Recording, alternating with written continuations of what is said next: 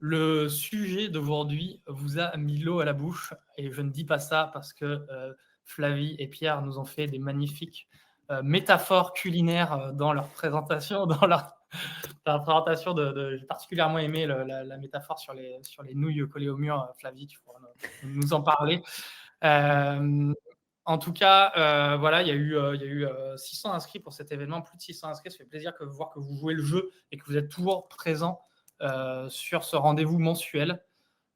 Donc voilà, aujourd'hui, le sujet qui vous a tant intéressé, c'est les side business, les side projects. Je fais évoluer un petit peu le mot, les business en side. Voilà, enfin bref, on peut un peu trop dire tout ce qu'on veut par rapport à ça, mais tout en ayant une activité de freelance.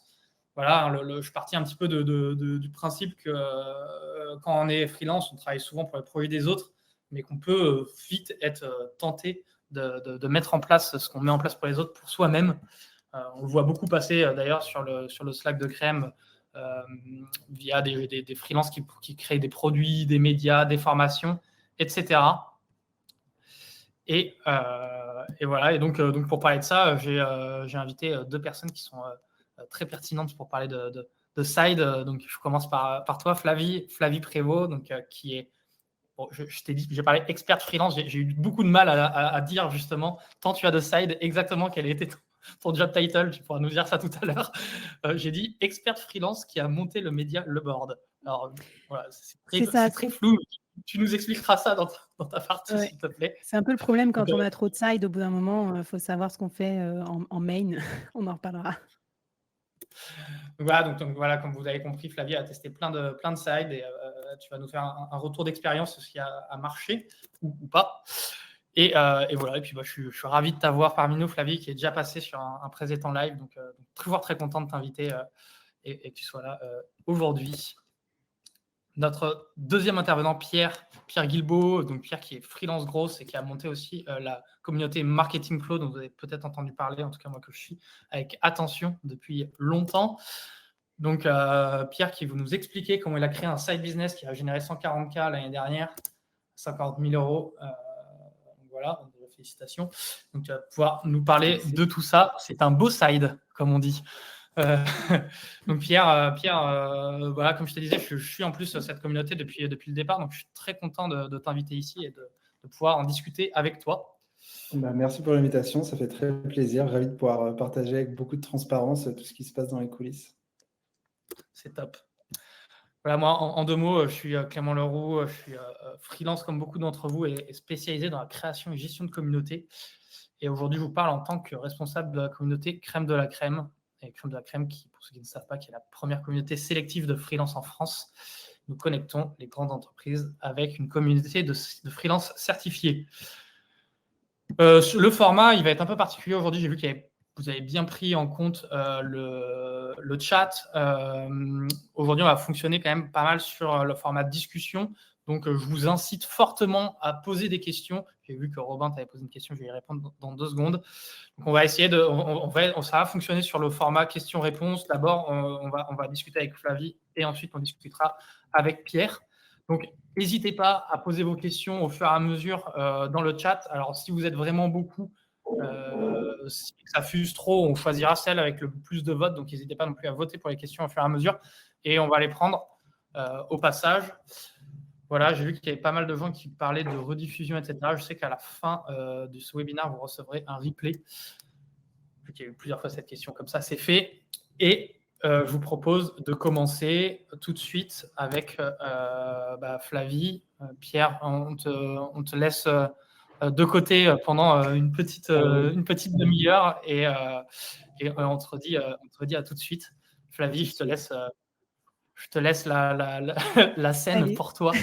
On va parler de spaghetti alors, c'est ça? Et on va parler spaghetti. En plus, c'est les midis, c'est parfait. Dans un premier temps, je pense que la question qui va être intéressante, c'est peux-tu te présenter et nous dire ce que tu fais dans la vie? Comment est-ce que tu réussis à répondre à cette question? Je suis assez curieux. Ravie en tout cas de vous retrouver. Moi, je suis rentrée dans le freelancing par le side parce qu'au départ, j'étais salariée et j'ai été en poste et en fait, j'ai décidé en plein Covid, comme j'étais directrice commerciale, moi, France, de chez Sixt. Et donc, en plein Covid, je me retrouve, plus de déplacements, plus d'équipe, enfin, activité partielle, et cetera. L'activité était super perturbée. Donc, à ce moment-là, j'ai eu l'idée voilà, d'aller dans un incubateur de start-up avec un projet de start-up que j'avais, en tête. Et en fait, quand, j'ai intégré cet incubateur, bah, j'ai découvert, plein de trucs sur, l'entrepreneuriat. J'ai créé mon média à ce moment-là, Le Board, donc qui est un podcast, aujourd'hui pour les solopreneurs. Mais au départ, c'était plutôt pour me faire connaître en tant que future, start-upeuse, parce que quand tu es tout petit, souvent, construire un média, ça aide à construire une crédibilité, à trouver des clients, tout ça. Et puis enfin, ma start-up, c'était une idée de commerciaux externalisés en freelance pour, les entreprises. Du coup, moi-même, pour tester ce concept, je suis devenue freelance en entreprise. Et du coup, je me suis rendu compte que c'était trop cool, en fait, le mode de vie freelance, et ça m'a plu, et j'ai décidé finalement de rester freelance avec mon média. Et donc mes 2 sides que j'avais fait un peu par hasard au lieu en plus d'être salariée, bah, sont devenus maintenant ma vie professionnelle, principale. Et donc voilà, aujourd'hui, j'ai plusieurs activités, donc j'ai vraiment, plusieurs sides. C'est pour ça que je disais à Clément, moi, j'ai l'impression d'avoir plutôt des tapas un peu, tu vois? Plusieurs petits plats, dans ma carte, et pas d'avoir une seule spécialité. Donc je suis freelance, directrice commerciale externalisée pour, les startups, surtout early stage. Après, j'ai un média, Le Board, donc qui est, un podcast pour, les solopreneurs. Donc ce podcast, il a beaucoup évolué, je vous raconterai, parce que dans ce podcast, j'ai fait plein de sides, dont notamment une newsletter payante, un bootcamp, une communauté, tout ça. Et puis j'ai aussi entre-temps rencontré, Marie Robin, et créé un collectif, avec elle, un collectif de freelance spécialisé dans l'univers du Web3. Voilà, un peu pour la présentation, rapide. Et donc voilà, bah, ma vie est faite de plein de petits sides, et j'aime bien expérimenter là-dessus. Et surtout, moi, je me rends compte qu'en fait, j'avais besoin de ça pour, vivre, en tant que freelance, parce que j'étais un manager un peu généraliste. Donc malheureusement, contrairement à certains d'entre vous, j'avais pas une expertise freelançable, hyper bien, qui pouvait me permettre d'être, tout de suite, très bien payée sur des longues durées dans des grosses boîtes, du CAC 40 et tout ça. Comme je sais pas moi, data scientist et tout. Donc j'ai dû me chercher un peu ma compétence freelançable, et je trouve que mes sides m'ont beaucoup aidée et m'ont donné aussi des idées pour mes compétences de freelance. On en reparlera tout à l'heure, mais voilà, ça m'a même créé des possibilités de freelancing additionnelles. Par exemple, mon média, mon podcast, maintenant, des fois, je fais des missions de podcast. Je prête ma voix à des podcasts, de marques ou de médias. Là, j'ai fait ça cet été, il n'y a pas longtemps. J'ai organisé des webinars aussi pour des marques, un peu format journalistique, parce que finalement, ils aimaient bien, mon ton et tout ça dans mon média de podcast. Donc, tu m'aurais dit ça il y a 1 an, Clément, je t'aurais dit que j'aurais été bien incapable de faire ça. Mais voilà, mon side média m'a donné des idées aussi pour, devenir freelance. Oui, c'est vrai, j'ai le souvenir, la dernière fois qu'on t'avait invité, c'était sur des sujets Web3. Là, je vois, même en suivant ce que tu fais, que tu glisses tranquillement sur des sujets plus freelancing, euh, ou voire même accompagnement de freelance ou accompagnement voilà. Est-ce que tu peux nous expliquer bah, les différents, enfin, comment est-ce que tu font les revirements, comment est-ce que tu choisis les sujets? Est-ce que c'est quelque chose d'assez empirique? Est-ce que c'est voilà, j'ai une idée, paf, j'y vais? Ou est-ce que bah, y a un plan très clair dans ta tête pour aller d'une étape à une autre? Bah, déjà, moi, j'ai dû faire, enfin, tu vois, j'ai dû un peu, heu réapprendre l'entrepreneuriat comme j'avais envie de le faire. Parce que moi, quand j'ai commencé, on m'avait dit déjà: «Tu peux pas entreprendre toute seule, il faut que tu aies un associé, sinon ça va pas marcher». Donc déjà, à l'époque, les solopreneurs, ça existait pas. Donc ça, maintenant, je crois que c'est clair qu'en fait, on peut être tout seul, s'entourer avec des freelances, et que ça peut très bien marcher. Donc j'ai embrassé ce côté-là. Deuxième personnage que j'ai rencontré quand j'ai fait mes interviews pour le board, où j'interviewe souvent des solopreneurs, aussi, un peu plus experts, j'ai rencontré un personnage particulier qui s'appelle le portfolio entrepreneur. Donc ça, c'est des entrepreneurs qui ne font pas un seul projet focus toute la journée et tout, mais qui font plusieurs projets. Par exemple, un de mes potes podcasteurs, Carlos Diaz, qui est à la fois, VC, donc investisseur, start-upper, podcasteur. Et là, quand j'ai rencontré des gens comme ça, je me suis dit: «Ah, en fait, ça existe. On a le droit d'avoir plusieurs projets, et que chacun contribue». Alors, il y a des projets qui contribuent financièrement, qui t'apportent en gros de l'argent. Il y a des projets qui t'aident plutôt à avoir un beau réseau, une belle visibilité. Ça pourrait par exemple être le média. Et puis, il y a des projets qui sont des projets de cœur. Je pense à ceux qui font du freelance for good ou alors qui, je ne sais pas moi, ont envie de faire des projets associatifs. C'est aussi OK qu'un side, en gros, ce n'est pas forcément pour gagner de l'argent. Même si au final, on se rend compte que même des projets freelance for good pourraient te faire gagner de l'argent. Donc, tu vois, moi, ça m'a un peu libérée et je me suis dit, bon, ben, OK, vas-y, je me lance un peu dans les trucs que j'ai envie de faire. Après, petite aussi aparté, c'est vrai que je ne conseille pas de partir dans tous les sens non plus parce que dans le côté un peu entrepreneur, des fois, on a envie de tout tester, de tout faire. Moi, ce que j'ai remarqué, c'est que maintenant, je me concentre quand même plutôt dans cette sphère du freelance parce que c'est là où je suis le plus à l'aise. Mon média, il parle aux freelance donc, et aux solopreneurs. Dans ma vie d'avant, j'étais top manager, donc j'aurais pu avoir besoin de freelance, mais personne n'était venu m'expliquer comment travailler avec des freelances. Donc, c'est pour ça aussi que je me suis dit, tiens, là, il y a quelque chose à faire. Hem Et donc, par exemple, exemple de side, complètement pour le fun, j'ai organisé avec une pote surfeuse solopreneur que j'ai rencontrée à Nantes, un petit séjour qui s'appelait Taf Wax Relax, où en gros, on est allés ensemble, avec d'autres solopreneurs, attends, j'ai un petit excuse-moi, j'ai un petit appel, mais qui n'est pas moi, qui est sur un Mac. Bon, bref, on a organisé un petit séjour retraite, coworking entre solopreneurs pour aller surfer, faire du yoga, un espèce de truc de co-living. Et ce side, je ne vais pas le faire pour gagner ma vie. Je l'ai juste fait aussi pour aller surfer plus, pour passer du bon temps et tout.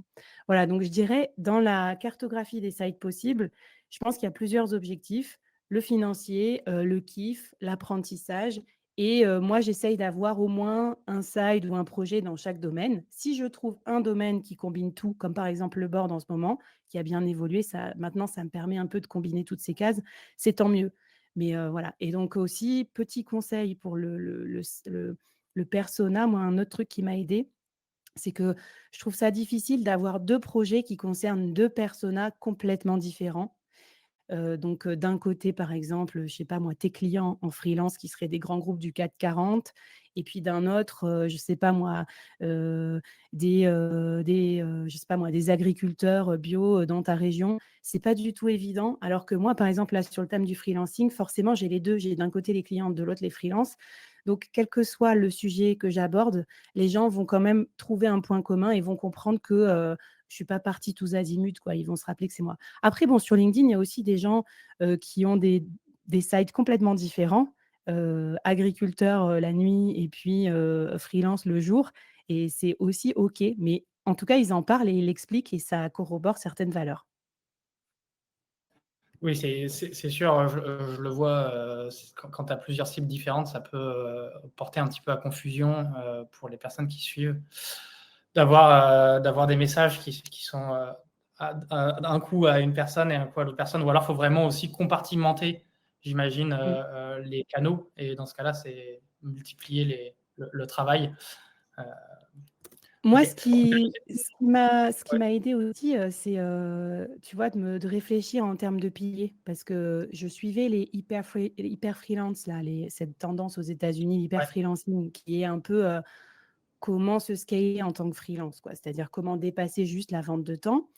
Et puis, bah, moi, je l'ai fait un petit peu à ma sauce. Donc moi, maintenant, j'ai mes 4 piliers. J'ai mon expertise qui est un peu mon pilier central parce que c'est quand même ce qui rapporte le plus d'argent, vendre son temps souvent, surtout quand on a un certain niveau de seniorité. Si tu te vends 800 € par jour, bon, bah, ça va vite.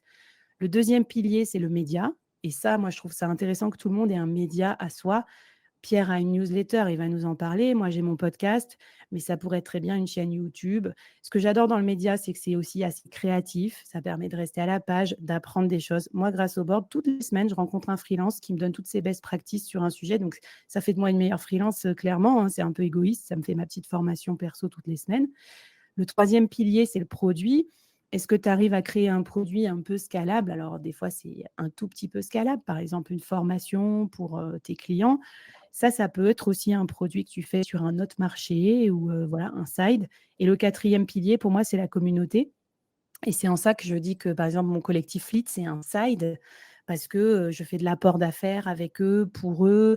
Ils m'envoient aussi du business et des clients, mais ça ne constitue pas 90% de mes revenus. Tu vois, en gros, ça va constituer entre 10 et 20% de mes revenus.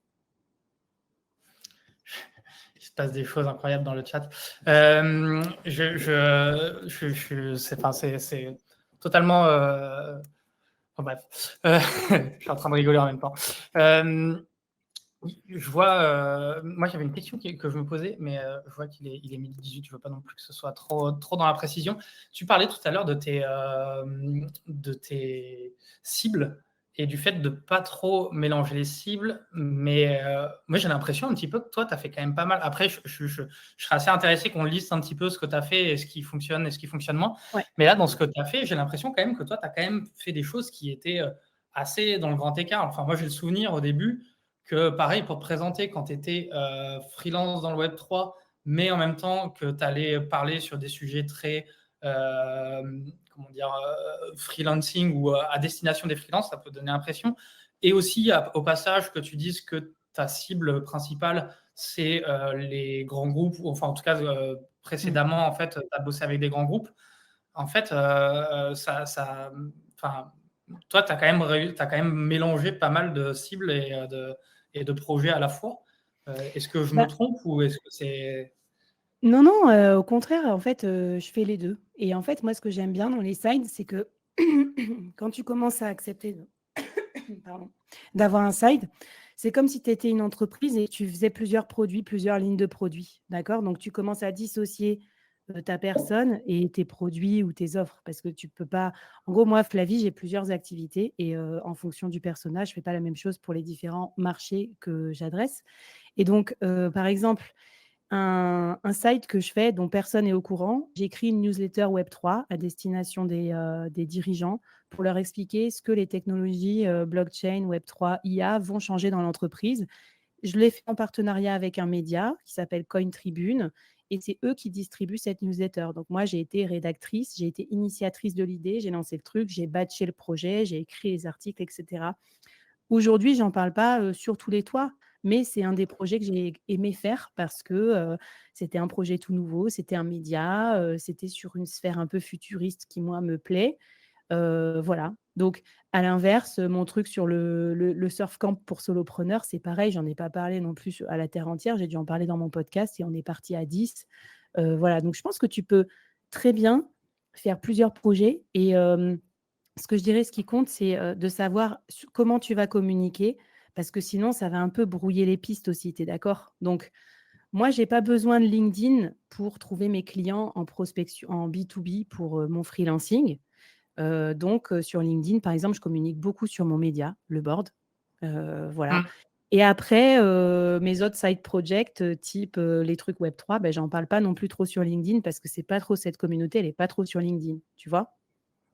Je ne sais pas si ça répond à ta question sur comment Si. choisir ces sides. Si. Flavie, il y a une question de Mathilde que je vois dans le chat qui parle de comment est-ce que tu partages. Alors, je suis en train de lire exactement mot à mot, mais on va faire un truc assez incroyable que vous allez voir. Ça va être... Flavie, je veux bien, s'il y a le temps, que tu partages sur comment tu t'es organisé côté société, statut, tout ça. Est-ce que, justement, ça c'est une bonne question, est-ce que quand on fait des sides, est-ce qu'on doit le faire sous le même... c'est une question qui n'avait pas prévue, mais que je trouve très intéressante. Est-ce que vous faites sous le même statut, sous le même statut juridique, ou est-ce que, je sais que Pierre, il pourrait être assez intéressant sur cette réponse. Voilà. Hyper bien. Comment est-ce que ça fonctionne de ton côté, notamment parce que je crois qu'il y a des genres des histoires de code NAV, de code APE, voilà.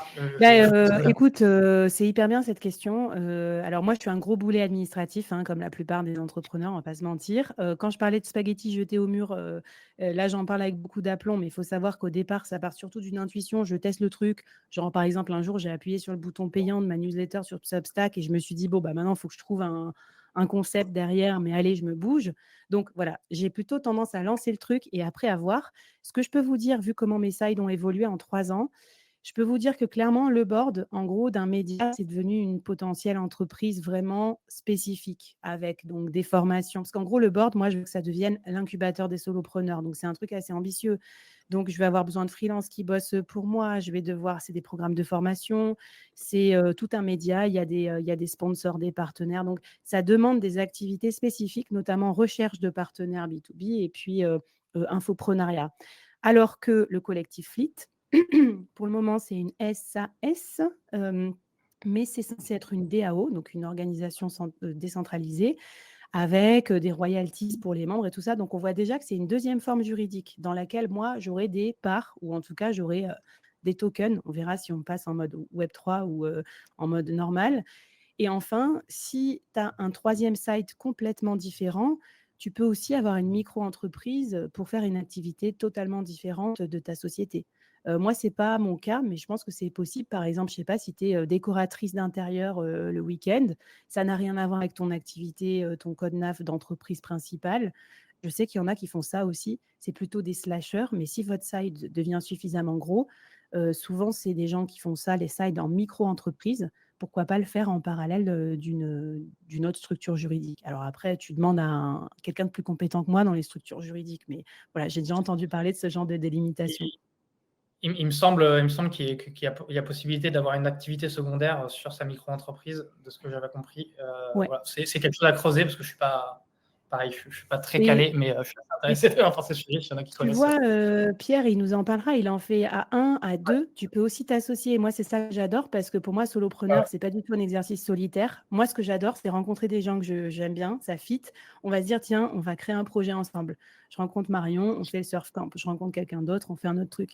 Donc, je trouve ça aussi bien pour s'associer, prendre des parts ou pas, ou même juste se taper dans la main, se partager des ventes. Voilà. Et c'est une façon aussi d'avoir une forme d'equity, donc d'intéressement financier à certains projets d'autres personnes et de s'associer tout en restant libre et en restant quand même indépendant. Flavie, le temps file, avant qu'on termine, j'ai envie de te poser un petit peu des questions. Il va y avoir plusieurs questions à la fois, comme ça va te permettre de faire un petit peu ta réponse par rapport à tout ça. C'est voilà, quel résultat tu as observé par rapport à tous tes sites que tu as mis en place? Il y a Manuel qui nous demande aussi comment est-ce que tu as réussi à tout faire sans te cramer? Parce que pareil, moi, franchement, en plus, de temps en temps, on parle soit en MP, soit par mail. Je vois qu'il y a beaucoup de monde qui parle, tu fais plein de choses en même temps. On sent que tu es sur plein de choses. Voilà. Comment est-ce que tu arrives à tout gérer? Et c'est vraiment deux questions distinctes, mais quel résultat tu as observé par rapport à tout ce que tu as testé? Et voilà, dans un deuxième temps, si tu peux nous parler un petit peu de ton orga rapidement, ça nous intéresse. Ouais. Alors, pour l'orga, il faut savoir que moi, j'ai 2 enfants de 4 et 2 ans. Donc, j'ai pas trop le choix non plus. Je peux pas être non-stop au boulot, mais peut-être tant mieux. Peut-être que ça m'aide aussi à pas faire nimp, parce que moi, j'aurais tendance à déborder, hein.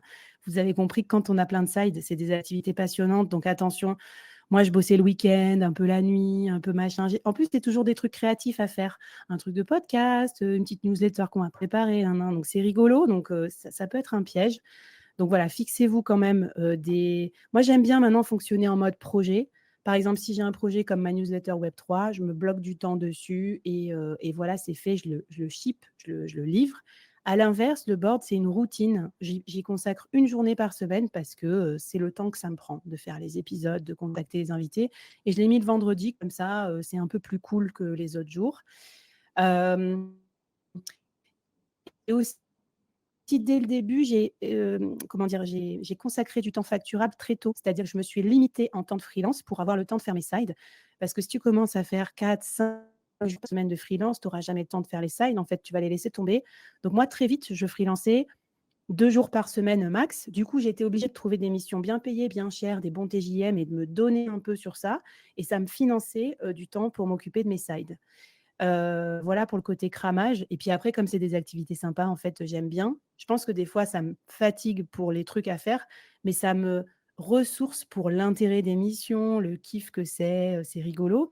Et surtout, moi, j'en parle beaucoup, mais c'est aussi des missions qui vont m'aider plus tard à développer des revenus plus asynchrones. Parce que moi, vendre mon temps, ça me stresse trop. Mes premières vacances en freelance full-time, j'étais désespérée, quoi. Je me dis: «Je suis plus payée, putain, il faut que je bosse», j'ai passé tout l'été à bosser. Là, cet été, j'ai pris 1 mois de vacances, et j'ai eu de l'argent sur mon compte en banque qui tombait grâce à mes petits sides. Donc c'est pas encore, pour répondre à une question, la majorité, mais mes sides et mon argent asynchrone, le board, ça représente à peu près 40 000 € là, à date, cette année. Donc c'est déjà pas mal par rapport à, l'année dernière où c'était genre, 4 000 €. Donc moi, ça me sécurise. Voilà, ça me sécurise et je sais que ce que j'investis aujourd'hui qui me demande un peu de sueur, bah, quelque part dans 10 ans, je serai contente, parce que moi, voilà, j'ai pas envie dans 10 ans, quand je serai, un peu trop, yeuve et tout, que personne ne voudra travailler avec moi, de me retrouver le bec dans l'eau, à cause de ça.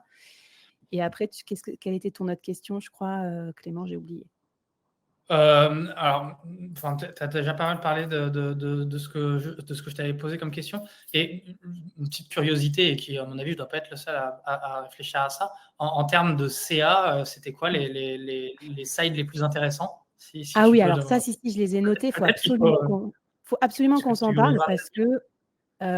parce que c'est pas possible ça. Il y a trop de mythes. Par exemple, je vais vous faire rêver, ma newsletter payante, c'est un scandale. Ça me rapporte 3 000 € par an d'après Substack. Donc c'est vraiment tout petit, et j'ai 45 abonnés, je crois. Donc bon voilà, c'est rigolo. Mais en fait, quand on le voit comme ça, on se dit: «Bah, ça sert à rien, pourquoi s'embêter à faire 2 éditions par mois et tout?» Ben, ça me couvre mes frais de montage, en fait, donc ça commence comme ça. Puis peut-être que dans 5 ans, ça sera peut-être snowball. Non, j'en sais rien, mais voilà. Heu et le reste, 40 000 €, c'est surtout le média, les sponsoring. Je fais du brand content avec des marques sur le board. Donc en gros, oubliez pas quand même que j'ai passé 2 ans à bosser 2 jours par semaine pour un podcast pour que ça me rapporte, la 3e année, 40 000 €. Donc c'est vrai que vu comme ça, c'est pas du tout judicieux, c'est pas du tout rentable. Mais moi, je crois au soloprenariat, je crois à ce média-là, je crois à la force du média aussi par rapport à faire juste de la pub. Donc je pense que de plus en plus, ça va être un pari rentable sur la durée.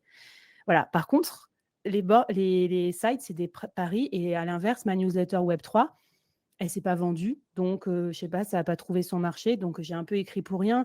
Mais après, j'ai pas écrit pour rien parce que je vais recycler ça dans une conférence, dans une entreprise, machin. Ça m'a permis de, voilà, de documenter. Donc moi, je me dis toujours, je me fixe 2-3 objectifs pour mes sides. Ça peut être l'argent, mais aussi c'est toujours l'apprentissage, le kiff ou quoi. Comme ça, je me retrouve jamais le bec dans l'eau et c'est toujours, c'est jamais un échec complet, quoi. Voilà. Mais ça, c'est mon côté un petit peu bisounours. Ok, merci. Christophe nous dit merci pour ta franchise, Flavie. C'est très, très intéressant. C'est des super insights. Et c'est assez marrant de pouvoir aussi écouter et de mettre en comparaison avec ce qu'a fait Pierre. Vous voyez venir la Mmh. transition. Et en plus, c'est marrant que tu dises, toi, tu as mis 2 ans pour avoir une newsletter ou un média qui te rémunère. Je crois que Quand je vois Pierre, Pierre, il j'ai était la honte, rémunéré ouais. avant de lancer sa newsletter. Il avait déjà réussi à la rémunérer. Il va nous expliquer tout ça. Je te fais monter sur scène, Pierre. Hop Salut. là, en tout cas. Merci Flavie. Continuez. Si Flavie, tu as vu qu'il y avait des questions auxquelles on n'avait pas eu le temps de répondre, parce que je n'ai pas répondu à tous. Si tu veux refaire un petit tour dans le chat, on pourra peut-être prendre 5 minutes à la fin. J'aime bien faire ça pour continuer un petit peu à discuter. Si vous avez encore des questions pour Flavie qui vous viennent en cours de route, n'hésitez pas à les poser. Merci beaucoup Flavie. On te reprend avec nous tout à l'heure. Et là, on va cuisiner un petit peu Pierre pour continuer dans les métaphores culinaires. Et puis on se revoit tout à l'heure, Flavie. Ok, Pierre, re-bienvenue parmi nous. Alors, vous voyez Merci. que je suis un petit peu. Je teste mes capacités de journaliste et de personne capable de poser des questions. C'est la première fois que je le fais. J'espère que vous serez quand même indulgent avec moi sur ma manière de le faire. Je suis en train de tester mon potentiel de podcasteur. Voilà, alors on a parlé de plein de choses, Pierre, ça a donné plein d'idées de questions à te poser tout au long de ce moment. Je crois qu'en plus, on a chauffé la foule, donc tu vas avoir, j'imagine, des questions au fur et à mesure. Voilà, notamment, là, on a parlé de médias et de rémunération sur les médias. On a parlé d'avoir des cibles différentes. Toi, je sais que aussi, tu as testé pas mal de cibles différentes. Voilà. Mais dans un premier temps, voilà, est-ce que tu peux te présenter ainsi que ton side business? Moi, je te suis depuis super longtemps. Je sais que tu as fait plein de choses déjà avant d'arriver là où tu en es. Voilà, tu peux nous en parler un petit peu dans un premier temps? Ouais, écoute, avec plaisir. Du coup, je m'appelle Pierre Guilbault, bonjour à tous. Moi, je me suis lancé à mon compte il y a 4 ans à peu près, en freelance. J'ai commencé à accompagner des entreprises à impact dans leur stratégie de croissance. Donc, la casquette marketing et comment les aider à devenir la norme, ça a toujours été ça qui m'a motivé. Et en gros, aujourd'hui, moi, je partage ma semaine entre 3 activités. Donc, j'ai une activité où j'accompagne des boîtes à impact en freelance. Là, du coup, j'ai une micro-entreprise.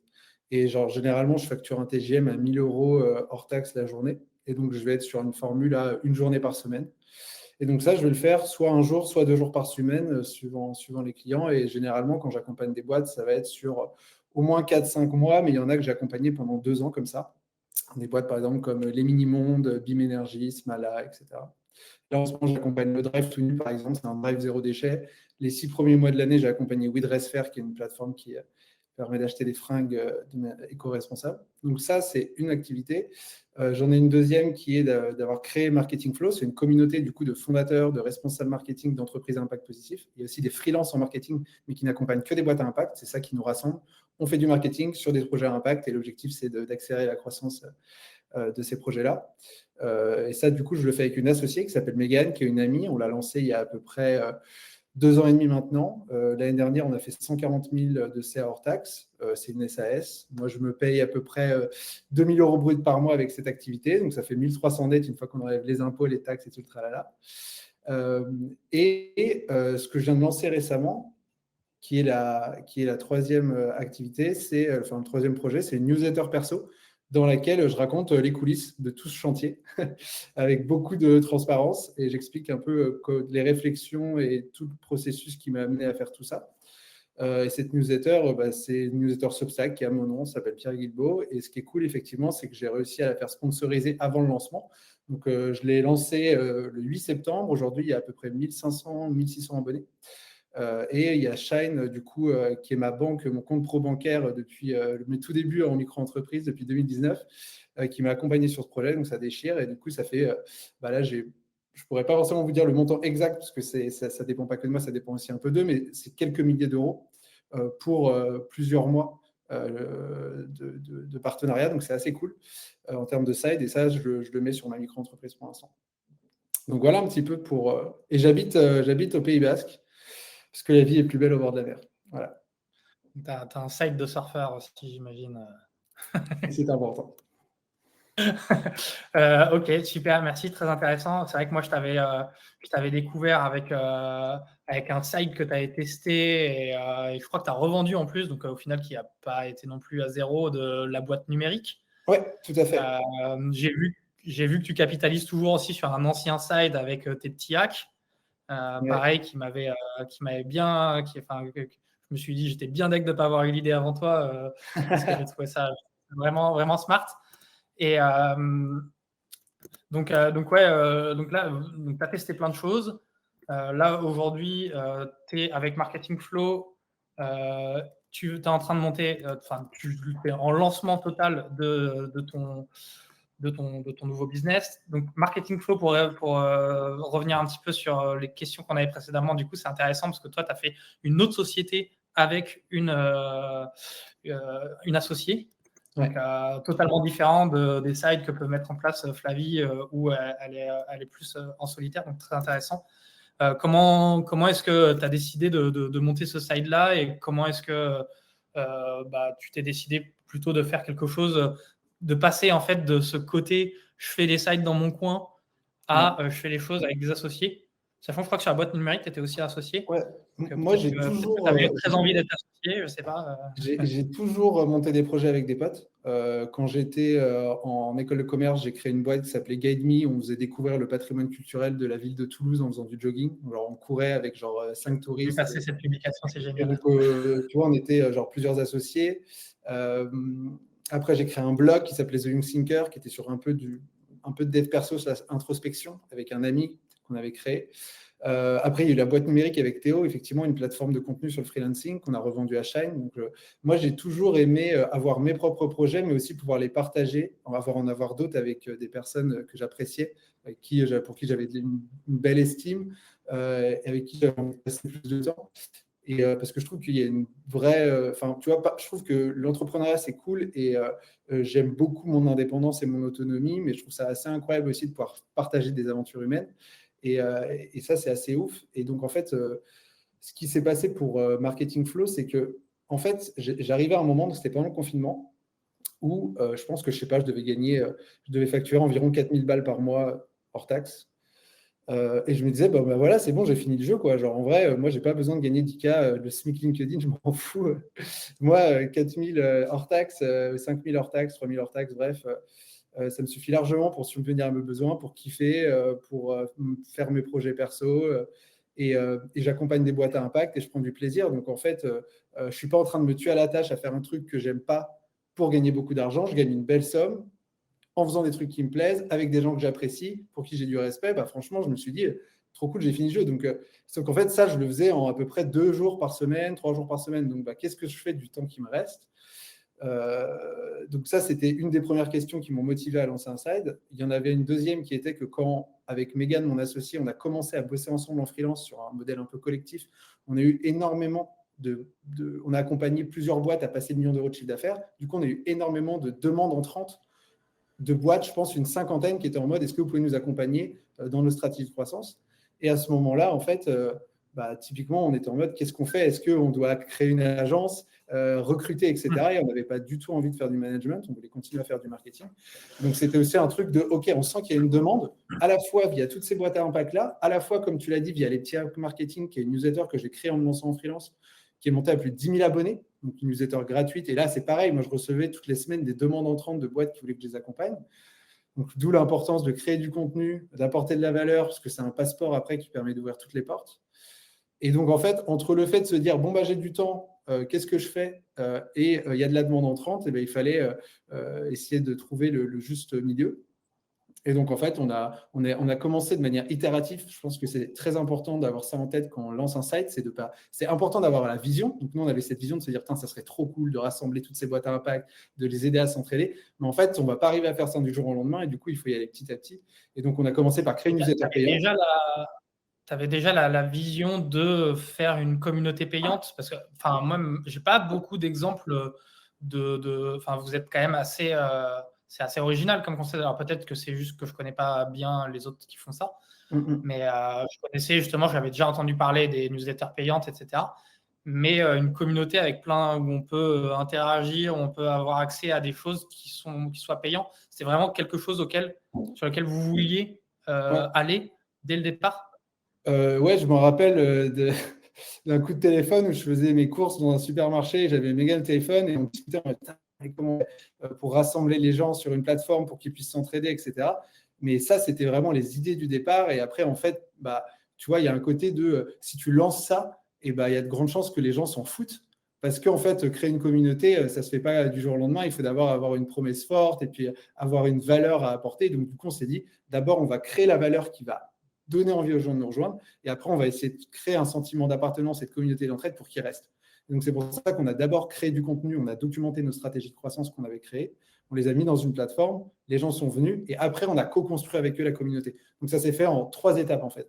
Une newsletter gratuite qui est passée en newsletter payante pour recevoir des stratégies de croissance. Donc là, on la faisait à 9 € par mois. On avait 300 abonnés payants. Ça a duré 6 mois. Ensuite, on a mis toutes ces stratégies qu'on avait documentées en se faisant payer pour le faire dans une plateforme no-code que Megan, mon associé, a no-codé.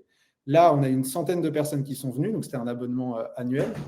Et après, en fait, vu que les gens étaient là, on était en mode, c'est cool de se former dans son coin. Maintenant, il faut qu'on s'entraide, on va co-construire une communauté. Donc, à partir du moment où les gens étaient là, on a co-construit la communauté ensemble depuis à peu près 2 ans, 2 ans et demi maintenant.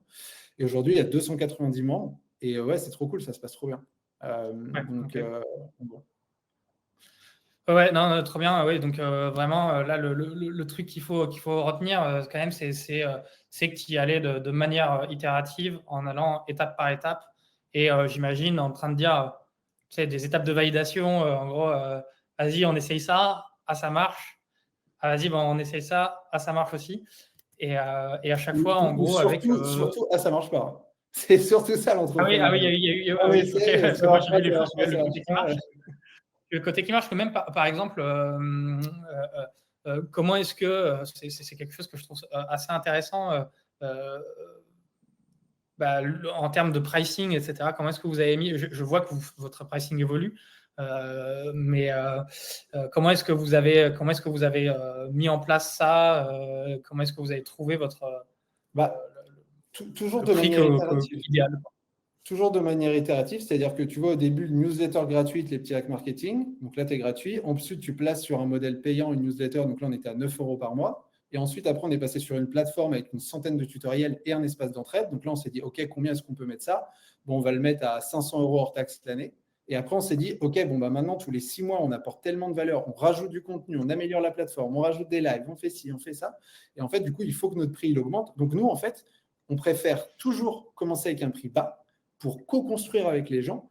Et donc, en fait, là, on est monté à 600 €. Est-ce que tous les 6 mois, en fait, le prix de Marketing Flow augmente de 100 € uniquement pour les nouveaux membres. Les gens qu'on rejoint au tout début à 500 € hors taxe, renouvelés à 500 € hors taxe.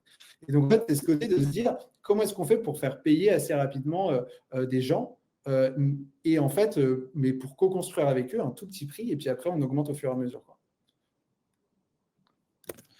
Ok, je suis en train d'un peu de regarder les questions au fur et à mesure. Il y a pas mal de questions, je pense, qui sont peut-être intéressantes de prendre avec Flavie, parce qu'il y a pas mal de gens qui disent et Flavie et Pierre tout à l'heure. Donc, nous, dans ce qu'on s'était dit sur les sujets qu'on voulait aborder, donc c'était pourquoi tu t'es décidé de lancer un side project, ça on l'a dit. Quelles ont été les grandes étapes? On est un peu en train de l'aborder là pour le moment. Donc, tu nous as parlé des idées, du fait que tu as ressenti un besoin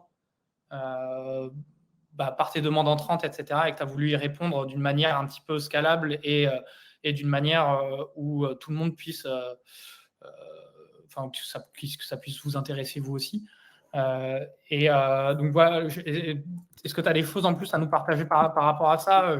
Moi, là, j'ai envie de tu as déjà commencé à en parler, mais un petit peu, pourquoi est-ce que vous avez choisi de faire justement une communauté et pas une audience et un média? Pourquoi est-ce que vous n'êtes pas parti sur le côté agence? Ça, tu nous l'as dit, c'était pas pour la partie management. Mais est-ce que tu as testé d'autres choses un petit peu? Justement, peut-être qu'est-ce qui a fonctionné et qu'est-ce qui n'a pas fonctionné? Moi, j'ai l'impression qu'on est très résilient et du coup, en fait, on continue. On itère sur le même projet depuis 3 ans à peu près maintenant, tu vois. Donc, on n'a pas vraiment lancé des petits projets qu'on a killés. On construit sur ce projet-là depuis le début et on construit, on rajoute et on rajoute et on rajoute et on rajoute et ça prend de l'ampleur, en fait. Tu vois, c'est un peu la technique des petits pas pendant longtemps. Et il y a un peu un côté, tu vois, bon, c'est un peu une caricature, mais c'est facile de lancer des choses, mais c'est très dur d'être encore là dans 10 ans. Et en fait, je pense que l'entrepreneuriat, la personne qui gagne, c'est la personne qui est encore là plus tard.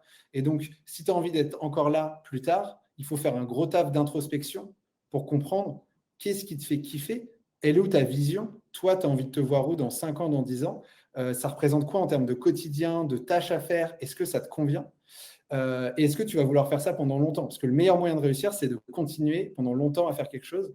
Le meilleur moyen d'être une référence sur ton secteur, c'est de marteler ton message marketing, que tu sois une entreprise, une grande entreprise ou un freelance, et que tu sois toujours là à marteler le même message.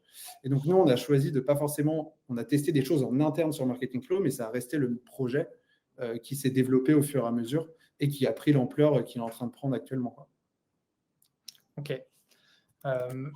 Et du coup, tu nous as pas trop parlé sur les choses un petit peu que tu as testées et qui étaient pas forcément les bonnes, les bonnes orientations. Je pense que dans les… Enfin, c'était pas forcément que c'était les bonnes orientations, c'était plus des choses et d'ailleurs, je pense que Flavie en a un petit peu parlé au début, dans le côté, on peut croire qu'il y a des choses qui vont se faire comme ça, et en fait, tu te rends compte que non, c'est pas si facile, etc. Donc nous, typiquement, quand on a lancé la plateforme avec un espace d'entraide, on pensait que les gens, ils allaient s'entraider, ils allaient prendre la parole, etc. Et en fait, absolument pas. Et en fait, créer un esprit communautaire, créer de l'engagement, de la confiance, du lien entre les gens, c'est le truc le plus dur que j'ai jamais fait de ma vie. C'est vraiment la communauté, c'est le truc le plus dur à créer, je pense, dans tout ce qu'on peut se dire de tous les leviers marketing, etc. Parce que ça prend un temps de malade, parce qu'en fait, une communauté, c'est des gens qui se connaissent, qui s'apprécient, qui se font confiance. Et on le voit très bien à titre personnel, le jour où vous bougez dans une ville où vous connaissez personne, ça va prendre grave du temps avant de recréer vraiment du lien, comme les gens que vous connaissez, par exemple, avec qui vous êtes allé en école, que vous avez vu tous les jours, etc. C'est la même chose. Et du coup, ce n'est pas forcément des choses qui peuvent vraiment s'automatiser. Et ça, on en a chié. On était vraiment dans les tranchées à ramer, jusqu'à créer tellement des belles relations avec des gens qu'en fait, ça commence à faire boule de neige et qu'on a créé un cadre bienveillant qui fait qu'on s'entraide et on se connaît et c'est trop cool. Mais ça, c'était vraiment une galère. Et ça prend du temps. Ouais. Donc, ce n'est pas du tout le side business le mieux à lancer en termes d'optimisation de temps et d'argent. Je ne vous recommande pas si vous visez l'argent. Même, aujourd'hui, alors en plus, moi, je m'y connais quand même pas mal maintenant en communauté, mais je n'ai jamais créé de communauté payante, pour le coup. C'est qu'en plus, là, tu as vraiment un truc à délivrer où si les gens ils ne voient pas l'intérêt, enfin même, j'imagine que c'était vraiment au début que ça devait être le plus complexe. Quand les gens ne font pas encore communauté, là, il a fallu porter le truc à bout de bras. Alors, j'imagine que maintenant, ça doit être un petit peu plus simple et que je vois passer notamment dans tes publications que tu as des leads, etc., qui te permettent, des community leads qui te permettent un peu de gérer la communauté. Mais ok, très intéressant. Je voulais passer à un autre sujet avant de refaire rentrer Flavie sur scène. Après, peut-être que tu as envie de rajouter quelque chose à propos de Marketing Flow. Mais je trouvais intéressant, il y a pas mal de questions sur la partie newsletter et j'aimerais bien un petit peu embrayer sur ton nouveau projet.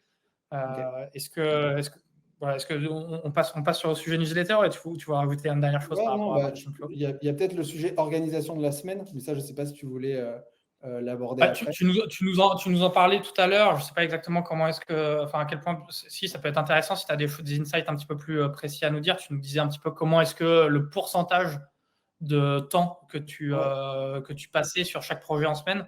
Peut-être que oui, si tu as plus de détails à nous donner, ça peut être intéressant. Moi, pour essayer de scinder mon cerveau, entre guillemets, genre le lundi, mercredi et jeudi, je le passe sur Marketing Flow. Et le mardi et vendredi, je le passe sur mes projets, mes clients / mes projets perso autres.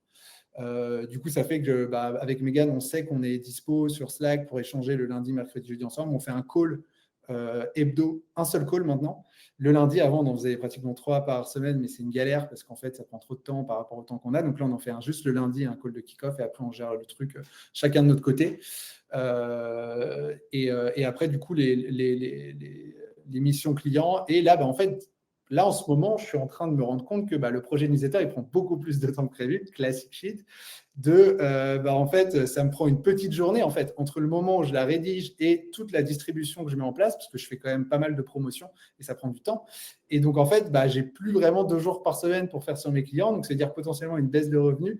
Donc là, je suis en train de réfléchir en ce moment sur, OK, en fait, je suis passé de poster sur LinkedIn 1 fois tous les 2 jours à 3 fois par jour là. Je suis en mode… À 3 fois par jour? Ah ouais, là, j'y vais. Genre, il y a. Je voyais que tu étais chaud, mais je ne pensais pas que c'était 3 fois par jour. Là, c'est la roue. Donc, en gros, qu'est-ce qui se passe? Je publie 3 fois par jour et j'ai une newsletter.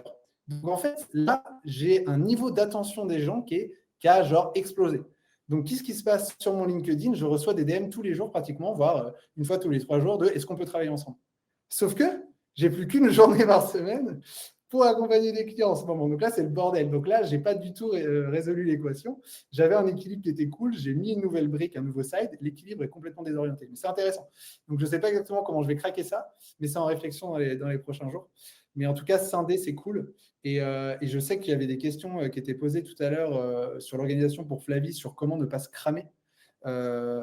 Parce qu'en vrai, c'est quand même de la charge mentale de putain, tu as ton client qui t'envoie un message sur Slack, il se passe des trucs. Nous, on a quand même 291 clients avec la communauté Marketing Flow. Donc, c'est autant de personnes qui peuvent envoyer des emails, machin et tout. Et je pense que ce qui est hyper important, c'est de créer les conditions pour se sentir bien. Et franchement, c'est tout con, mais c'est d'aller faire du sport. Genre là, par exemple, sans déconner, je suis derrière tout ce que je dois faire par rapport à ma to-do. J'ai vraiment beaucoup de choses à faire. La newsletter de vendredi, j'ai écrit que 30%.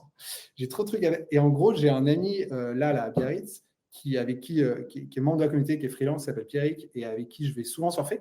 Là, par exemple, ce matin, il m'a envoyé un message. Tu es chaud d'aller surfer de 15 à 17. Et donc, en fait, la première réflexion, c'est de se dire je suis sous l'eau, je ne peux pas y aller. En fait, la bonne réflexion, c'est celle que je vais faire, c'est d'y aller. Parce qu'en fait, si je ne vais pas surfer, ce soir, je suis explosé. Mon cerveau, il est mort. Du coup, demain, je ne suis pas productif. Et en fait, ça s'enchaîne comme ça. Et donc, en fait, c'est important de s'octroyer des temps pour souffler, pour se vider la tête, pour s'assurer qu'on arrive. En fait, il y a ce côté on peut faire des tâches en 3 heures, mais si notre cerveau il est en forme, on peut la faire en 1 heure et ça permet de faire beaucoup plus de choses. Et donc, c'est important de ne pas subir son quotidien en créant les conditions de bien-être, entre guillemets, pour qu'on puisse être productif, quoi. Ok, super intéressant. Et du coup, sur la newsletter, promotion, il y a plein de méthodes.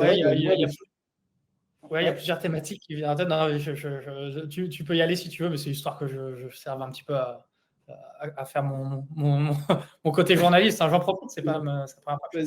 Non, mais je vois, j'ai halluciné. Enfin, j'ai trouvé ça très stylé. Comment est-ce que tu as fait ton teasing avant lancement? Je pense que si tu peux un peu nous raconter comment tu as fait et comment est-ce que ça t'est venu en tête, ça peut être intéressant. Voilà, comment est-ce que tu as pu vendre je pense que c'est parce que tu avais la confiance de Shine, parce que j'ai l'impression que vous vous connaissez depuis un moment, mais comment tu as pu vendre un sponsoring avant même d'avoir quelque chose qui est lancé? Est-ce que tu as une technique secrète à nous donner? Et puis voilà, et puis c'est quoi tes prochaines itérations? Ça rend curieux. Ok. Alors, je vois que le temps passe, du coup, je vais essayer d'être très bref. En gros, en mai, j'ai cette grosse envie de partager les coulisses et d'expliquer comment tout mon processus de réflexion. Et je suis en vacances. Et en fait, généralement, quand je suis en vacances, j'ai du temps de cerveau disponible. Et donc, du coup, là, c'est là où des envies profondes peuvent ressortir de putain, j'aimerais bien faire ça. Et je me dis, je vais le faire en juin. Je rentre en juin, je me fais défoncer par ma to-do. Et du coup, en gros, juste, j'ai pas le temps de lancer le truc. Et donc, en août, retemps calme. Et là, je me dis, OK, si j'y vais pas en août, je suis mort parce qu'en fait, en septembre, ça va être la rentrée, je vais pas pouvoir la lancer. Et donc, en fait, je me suis dit, je vais profiter du temps calme d'août et je vais prendre un engagement. C'est-à-dire qu'en gros, je vais commencer le teasing mi-août, le 18 août, je pense, pour dire que je lance à la rentrée. Comme ça, je n'ai pas le choix. Et donc, en fait, j'ai commencé à faire du teasing en faisant des posts LinkedIn pendant plusieurs semaines et je suis monté à, 400, 500 abonnés de cette manière-là. Donc, à la fois en postant sur LinkedIn, peut-être une fois tous les 2 jours, en expliquant l'intérêt et ce que je vais raconter dans la newsletter, et aussi en envoyant des DM sur LinkedIn à des personnes qui sont freelance, par exemple, et qui pourraient être intéressées en leur demandant si ça pouvait les intéresser. Donc déjà, il y a 2 leviers. Et ensuite, j'ai envoyé à la newsletter Marketing Flow le projet. Donc là, ça m'a fait gagner, je sais pas, 300 abonnés dans la journée, par exemple. Et en parallèle, j'ai listé toutes les boîtes qui pourraient être intéressées de sponsoriser ce genre de contenu. Donc, je me suis dit, OK, Caravelle, qui est un PER pour les indépendants et qui est écolo, Super Indep, qui est l'outil que j'utilise pour faire mes déclarations de TVA, Shine, qui est ma banque. En gros, les outils que j'utilise. Je les contacte. C'est août, du coup, il y a la moitié qui ne répond pas, classique.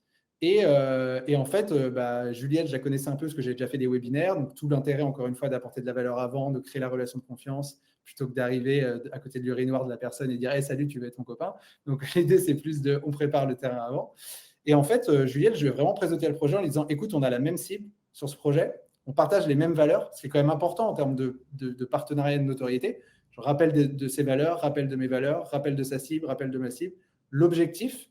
Et ensuite, tous les leviers que je pouvais mettre en place, à la fois sur une présence sur LinkedIn, mais aussi sur la newsletter. C'est-à-dire que ceci est un package global. Donc, c'est cool d'avoir plusieurs assets. Moi, j'ai aussi mon profil LinkedIn où aujourd'hui, je dois avoir, 28 000 abonnés. Donc, c'est quand même intéressant en termes de visibilité. Et donc, j'ai fait un package et je lui ai envoyé la newsletter 1, 2 semaines avant de l'envoyer pour qu'elle puisse valider le contenu. Est-ce que ça lui va en termes de ligne édito? Et à ce moment-là, du coup, elle a dit, feu, c'est parti, quoi. Et ce qui est cool aussi, c'est qu'elle avait une matrice. C'est trop cool. Elle est trop bien organisée, Juliette. Elle avait une matrice où elle a mis tous les assets que je lui proposais dans sa matrice. Et du coup, elle m'a dit, est-ce que c'est déconnant le montant que je demande ou pas? Et c'est elle qui a dit, moi, je pense que c'est plus faire ce montant-là. Et moi, je dis, écoute, je te fais confiance. Et on s'est mis d'accord comme ça. Donc, c'est trop bien passé, quoi.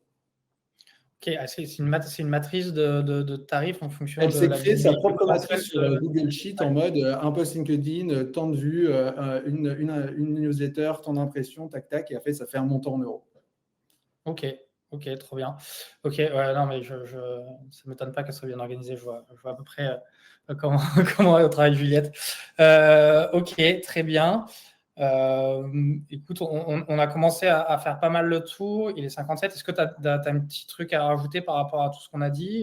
Est-ce que tu as fait le tour de ce que tu voulais dire? Suivez Pierre, on a compris, comme ça, il va être super crédible auprès de Shine, ça va être stylé.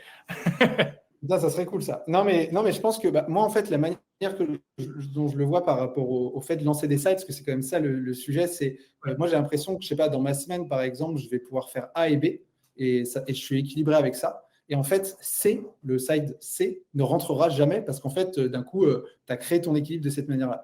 Et du coup, en fait, tu vas avoir besoin d'un temps calme business ou d'accélérer, sprinter, de passer plus de temps pour faire rentrer C dans ta semaine jusqu'à ce que tu le mettes sous contrôle et après, tu peux le gérer. Mais en vrai, les lancements d'une nouvelle idée, ça prend forcément beaucoup plus de temps. Ça demande du travail, il faut l'avoir en tête. Et donc, du coup, c'est soit on profite d'un temps calme, soit on décide de passer plus de temps dans la semaine de travail jusqu'au moment où on le met sous contrôle. Et du coup, après, on peut avoir une semaine qui reste équilibrée en termes de temps et charge mentale, quoi. Ouais, très, très intéressant toute cette partie-là pour éviter de se cramer justement la question qu'on avait tout à l'heure.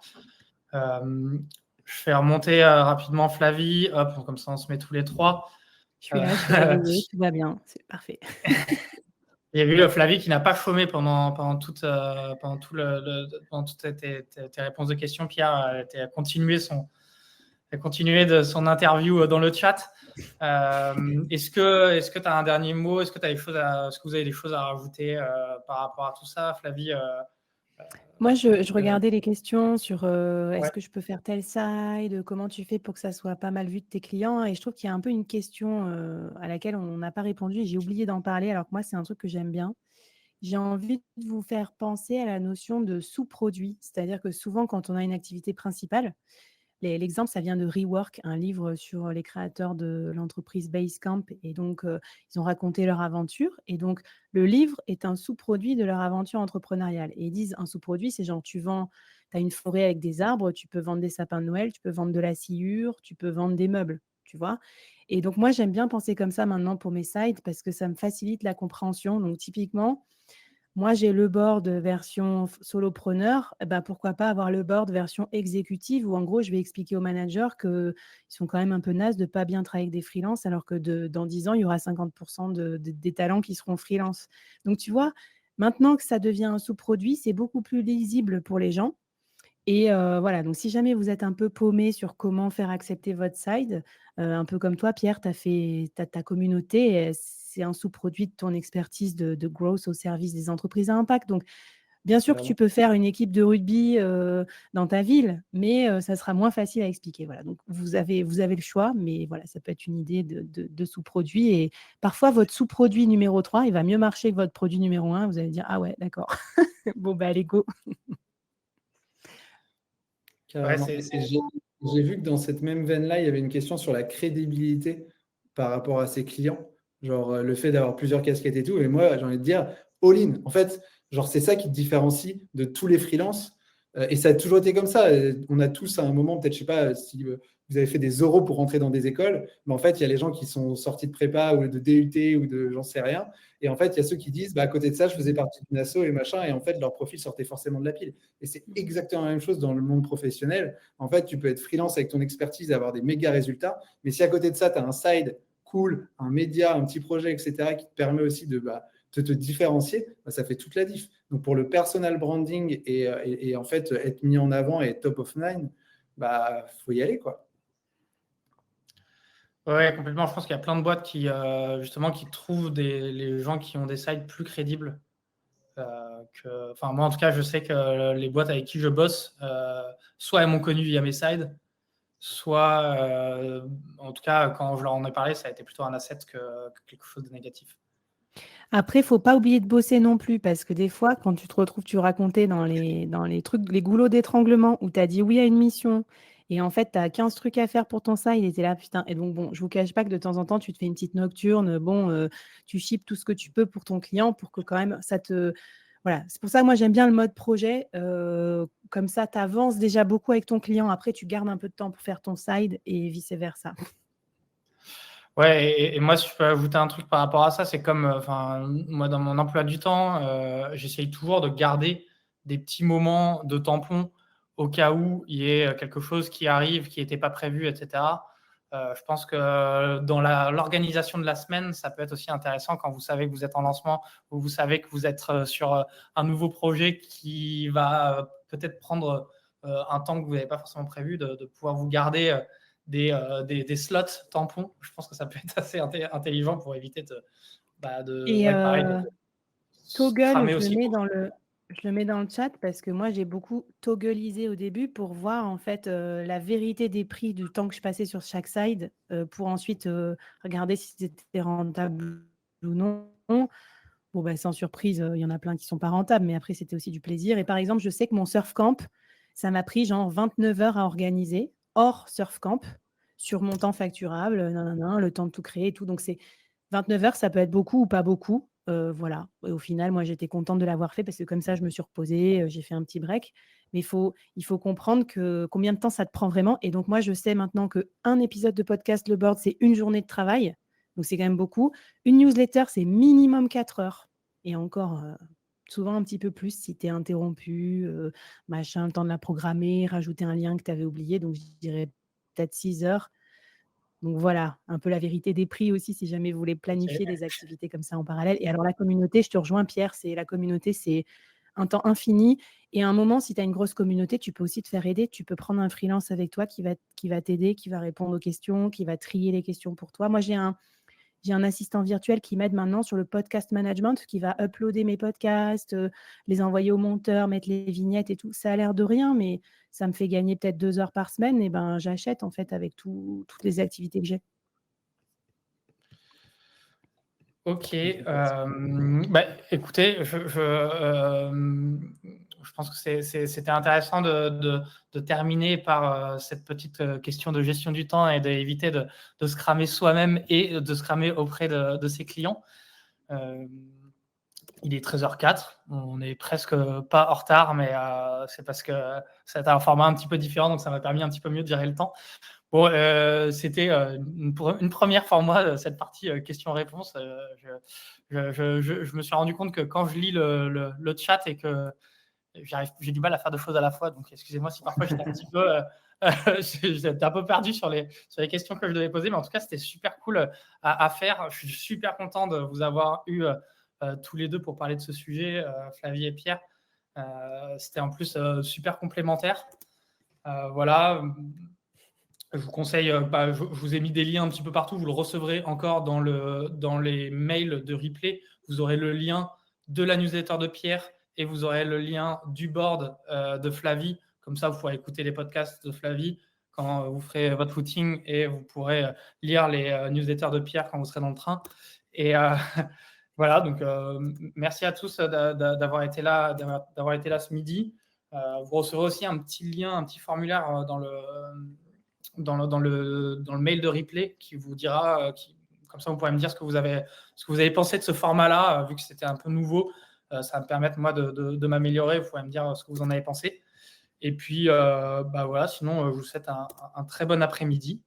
Et puis je vous laisse le dernier mot si vous voulez dire au revoir ou si vous voulez dire un petit truc pour terminer. Moi, vive le surf, j'allais dire, parce qu'il y avait beaucoup de surfeurs, j'ai l'impression, dans le chat. Non, je rigole. Non, mais prenez soin de vous, puis faites-vous plaisir aussi, quoi. On n'est pas devenu freelance, je trouve, pour être cantonné à un poste tout le temps, toute la semaine. Donc voilà, si ça vous aide à vous autoriser à faire des petits trucs, et il y aura beaucoup de ratage peut-être, mais on s'en fiche, on est là pour s'amuser aussi. Amen. Voilà. Allez, bon après-midi, bon appétit pour ceux qui ont, comme moi, n'ont pas mangé comme nous. Et merci encore à tout le monde d'avoir participé à cet événement. Et à bientôt.